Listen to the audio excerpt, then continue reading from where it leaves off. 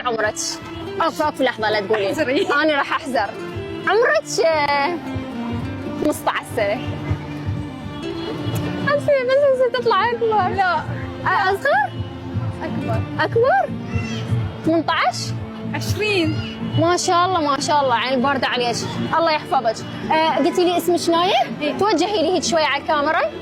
20. احكي لي طالبة الصيدلة. ما شاء الله ما شاء الله ما شاء الله. يعني تلوق لك الصيدله، هي انت لين تلوق لك الصيدله دخلتي بهذا التخصص لو تحبيه؟ ولا واحد. لا هي تلوق لك. ما احنا متفقين على هذا الشيء. زين انت ما حابته؟ لا حابة يعني. يعني ورا ما دخلت. ورا ما دخلتي لعد منو كان مخلي ببالك انه تدخلين صيدله؟ صراحة ما حد. بس عشان معدل يطلع قليل ايش قد معدلك؟ 87. 87 حلو معدل. ممكن تختارين اي تخصص يعجبك. ايش معنى انه اختارتي؟ وين اكو بالعراق اختار التخصص اللي يعجبني؟ ليش بالعكس؟ اذا 100 طبعا. ها؟ اللي معدلهم 100 طبعا. زين شنو كان يعني طموحك؟ يمكن اكبر مجموعه طبيه بس اكبر. زين كان مثلا طلعان؟ نعم. ببالك؟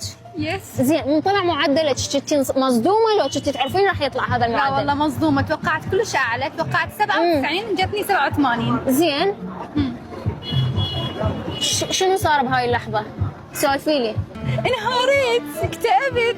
صدق والله؟ اي والله ما تستاهلين حبيبتي. زين هم انا فكرتي انه تعيدين السنه؟ انا هواي التقيت خاصه بولد، الولد جريئين اكثر من البنات انه يعيدون سنتين ثلاثه بس على مود يسوون شيء براسهم. انا اهلي قالوا عيدي السنه بس انا ما عدت. ها اهلك رادوا انه تعيدين السنه؟ انا قلت لو اطلع معدل 99 همي ما راح ياخذ طبعا.